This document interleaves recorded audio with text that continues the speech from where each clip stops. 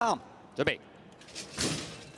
好，你一起步嘅時候啊，快閘嘅馬咧外邊位置有百星威龍啊，中間佛三嘅馬咧有灰馬 Copper 咧就智旺財啊，第4位中檔咧就係仁者傳承啦。咁啊再見到內欄大回報啊上咗少少啊，響中外檔啊嘛有運行啦，兜出邊上有紅彩啦，兜出邊追嘅嘛紫色衫就幸運威龍啦，深紅紅都擁埋隻準風雲出去啊，等緊入邊嘅馬咧就哥倫布嚟㗎。好啦，最後300零米啦，前面透出嘅馬咧都仲係有型人佔先嘅，智旺財開始追佢啊，大外檔深紅紅殺上嚟，相當好勢啊！再見到埋邊啊，哥倫布喺度衝嚟衝去，最後100零米外邊冚上嚟係深紅紅，咁啊最後100米到，似乎咧就要過埋邊嗰隻有型人㗎啦，後啲嘅馬匹啦，哥倫布埋邊出邊大回報，接近終點，外邊一擁而上贏馬，深紅紅啊，有型人第2、第3咧都捐嚟捐去㗎啦，係埋邊嗰隻哥倫布，咁啊出邊有嗰隻咧就大回報啊！結果今場賽事都要放棄頭段啊，因為排咗個外檔，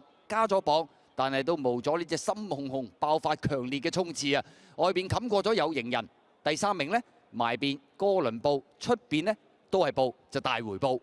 好啦，大外檔都唔驚啦。